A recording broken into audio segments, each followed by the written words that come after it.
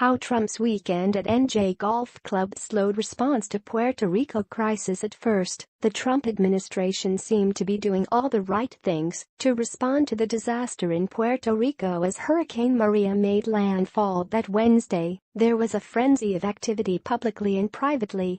The next day, President Donald Trump called local officials on the island, issued an emergency declaration and pledged that all federal resources would be directed to help.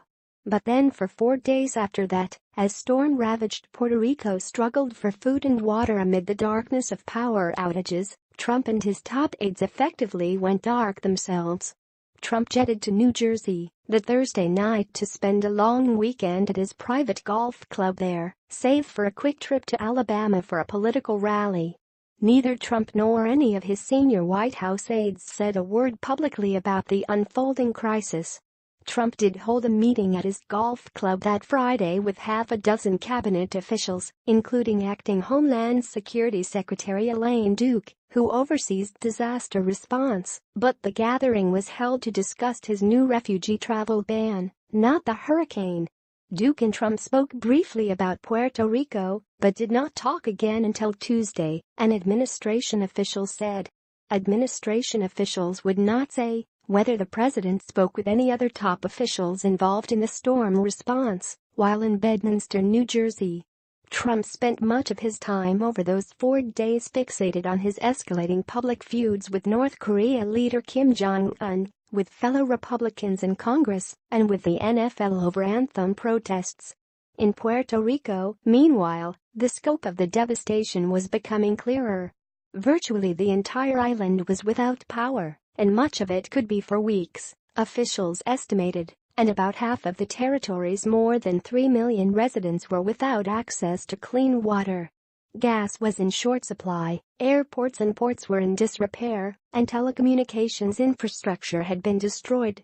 Federal and local officials said communications on the island made the task of assessing the widespread damage far more challenging, and even local officials were slow to recognize that for this storm, far more help would be necessary. "I don't think that anybody realized how bad this was going to be," said a person familiar with ongoing discussions between Washington and officials Puerto Rico. "Quite frankly, the level of communications and collaboration that I've seen with Irma and now Maria between the administration, local government and our office has been unprecedented. Whether that's been translated into effectiveness on the ground, that's up for interpretation," the person added. Unlike what they faced in Texas and Florida, the federal agencies found themselves partnered with a government completely flattened by the hurricane and operating with almost no information about the status of its citizens. FEMA struggled to find truck drivers to deliver aid from the ports to the people in need, for example. The level of devastation and the impact on the first responders we closely work with was so great that those people were having to take care of their families and homes to an extent we don't normally see, said an administration official who insisted on anonymity because he did not want his statement to be interpreted as criticism of authorities in Puerto Rico. The Department of Defense, FEMA and the federal government are having to step in to fulfill state and municipal functions that we normally just support. Even though local officials had said publicly as early as Thursday that the island was destroyed, the sense of urgency didn't begin to penetrate the White House until Monday, when images of the utter destruction and desperation and criticism of the administration's response began to appear on television, one senior administration official said. The Trump administration was slow off the mark, said Representative Darren Soto, D. Florida, the first lawmaker of Puerto Rican descent elected by the state of Florida to Congress. We've invaded small countries faster than we've been helping American citizens in Puerto Rico and the Virgin Islands. Trump's public schedule on Monday was devoid of any meetings related to the storm, but he was becoming frustrated by the coverage he was seeing on TV, the senior official said.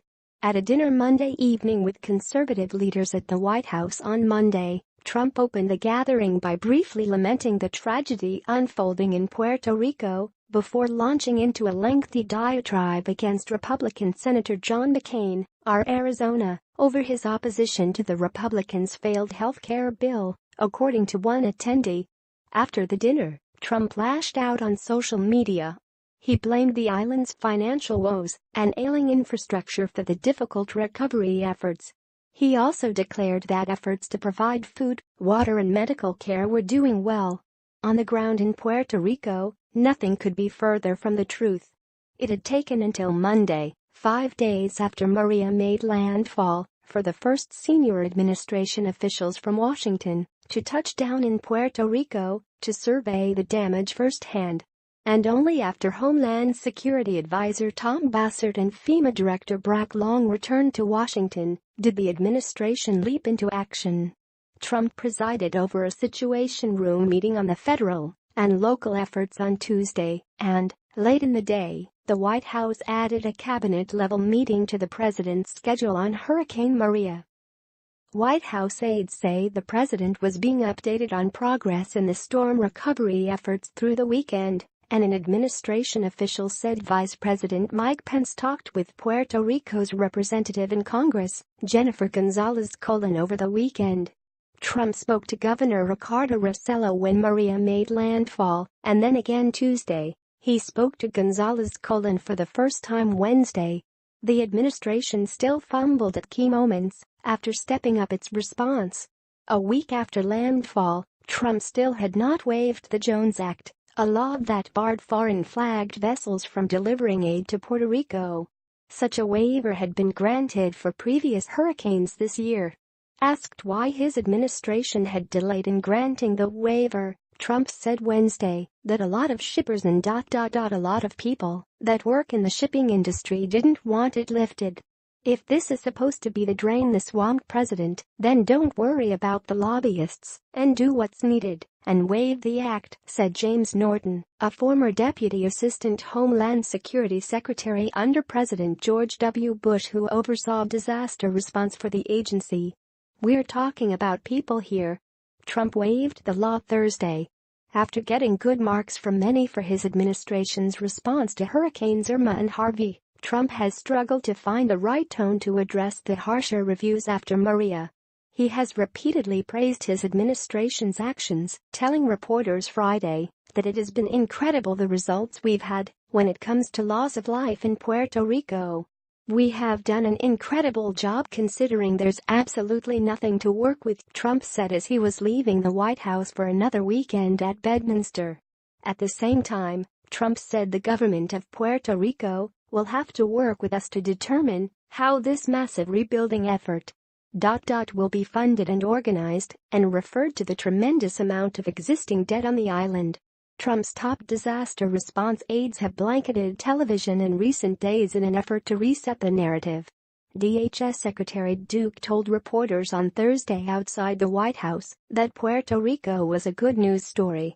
The comments seemed to unleash pent-up fury from at least one local official after days of offering praise to the Trump administration in an apparent effort to secure more federal help.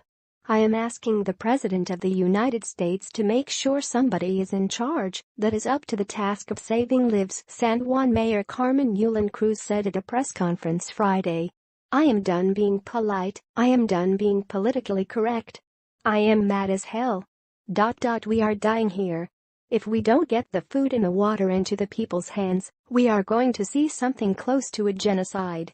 Trump's rosy assessment of the federal response has also contrasted sharply with the comments of federal and local officials on the ground. Army Lieutenant Gen. Jeff Buchanan, who was named this week to lead recovery efforts, told reporters Friday that there were not enough people and assets to help Puerto Rico recover from what has become a humanitarian crisis in the aftermath of the storm. The military has significantly stepped up their mobilization to the island Commonwealth with dozens more aircraft and thousands of soldiers to bring more logistical support to a struggling recovery effort that was delayed by geographical and tactical challenges. Buchanan said that Defense Department forces have been in place since before the storm lashed Puerto Rico, but that the arrival of additional resources is part of the natural shift in operations. Sometimes troops act ahead of the local government to meet needs, but they were also waiting for an actual request from territorial officials to bring in more resources. Buchanan will bring together land forces, including the Puerto Rico National Guard, to begin pushing into the interior of the island, where aid has been slowed by washed-out roads and difficult terrain. The Navy previously led the military response in Puerto Rico. "No, it's not enough, and that's why we are bringing a lot more," the three-star general said about the resources brought to Puerto Rico thus far. "It makes sense, but it's part of the natural flow of things." The Washington Post's Elisa Hernandez in San Juan, Puerto Rico, and John Wagner and Joel Achenbach in Washington contributed to this report.